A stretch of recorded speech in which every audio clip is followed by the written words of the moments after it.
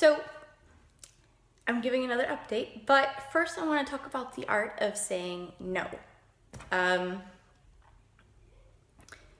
Today, my son, who's 8 years old, ate my daughter's chocolate bunny that was left over from Easter. And he really enjoyed it, and he is a sugar monster, right? As most kids are. But he took it, and he didn't think about the consequences of what my daughter, Tyson Lizzie, would think about it. And she was okay with it. I mean, there wasn't any big uproar about it, but basically, he didn't think about the consequences of, like, when you don't say no to yourself, you take something, and maybe you're making a choice not to do something else. And he's not aware of that yet.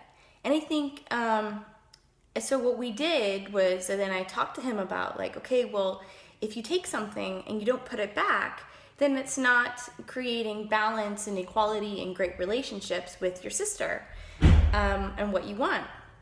So then I was like, so let's think about what we can do to make it up to her, like give up iPad time, or like make her a cake, like chocolate mud cake, or we're going to the Kleedjes Markt because it's King's Day in Holland. They have like a flea market here, and like maybe giving her some of your money. I don't know, doing something to make it up to her. And this made him really upset because he had to find something within himself to give to her. And I think that it's me going through this detox and me trying to get up and out of my own burnout, keeping the focus of, like I talked about in the last video, of your why is so important, so that it makes saying no easier. Because if you don't say no to the right things, then you end up feeling like my son right now, who's upset with me because I've had this chat with him, and he's hiding in his bed under his blankets. It makes us feel like that because I've been there, right? Yesterday we went to, and then this goes like, for everybody, for health, for money, for career, for friendships, relationships. Like, you make choices and you say no, right? You don't say no to everything. You say no to the things that don't align with you. So, like yesterday, I'm doing really well on my detox. I'm pretty much a clean eater as it is.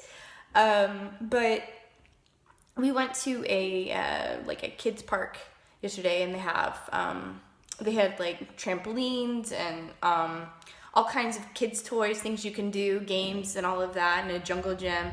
And they had a little restaurant, had little candies up top. And I thought, oh, maybe I'll have like 1 or 2 little caramels or something. I ended up having 4. And I was like, good. I felt good yesterday. I felt energized. I was focused. I had like I had split up parts of my day, because I've like realized I can do about 3 to 4 hours of concentrated work for the day, mostly now.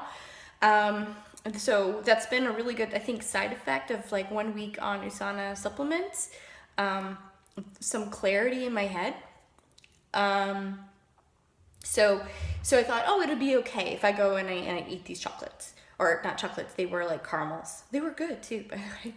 But I woke up this morning and I felt terrible, right? Because I didn't eat completely, like I didn't have like a completely healthy diet yesterday. I also had lots of courses at night that I was taking for my coaching practice, which, by the way, I'm looking for practice coaching clients for free. So if you're interested, let me know. So I woke up feeling really tired and not in the best place. And I think if I had not taken or eaten these candies, or just seemed so small, it affected my nervous system and affected my immune system. And I woke up feeling like my system had sort of like attacked itself. And if you have a lot of candida, or like you have it's a type of yeast or bacterial yeast that's in your stomach, it attacks your nervous system and you wake up not feeling great. And I have had a lot of struggles with that. So So if I had said no and said, you know what, I thought, oh, well, it's not worth it, then I wouldn't have taken it, and maybe I would have woken up feeling better today. I don't know, but that's the choice I made, right? So, but luckily I'm finding that I'm able to recover a bit quicker now. So I'm feeling better now, right? And I think it's important to make these videos and to talk about, like, okay, this business that I'm starting with Usana, I'm starting my coaching business, and, you know, the ups and downs of it. And the choice of, like, setting no's so that you can live your goals, right? And I learned from someone I'm working with in my Usana business, Susan McLean-Pont. So she's a really, really awesome lady. I really like her, and she's teaching me a lot of great things about, you know, the power hour. And that's about saying no and getting clear about your choices. And you basically, you know, take 1 hour, 50 minutes, and then take a 10-minute break, and then switch tasks. That's something that I've struggled with a lot too, right? Is just getting that focus and not spending like 3 hours on the same thing. Like, I can take 3 hours to plan my budget for my finances. I took like all day this past Saturday to go, okay, what is it that I need in my house, and how much money do I have in the bank? And it took like all day. And, you know, I don't get clear and work in a very practice efficient way. And I think that just takes time and the art of saying no. So anyway, if you are interested in getting some free coaching from me for looking to do 3 sessions, 3 1-hour sessions for free, let me know. And then that helps me to get certified in my coaching modality.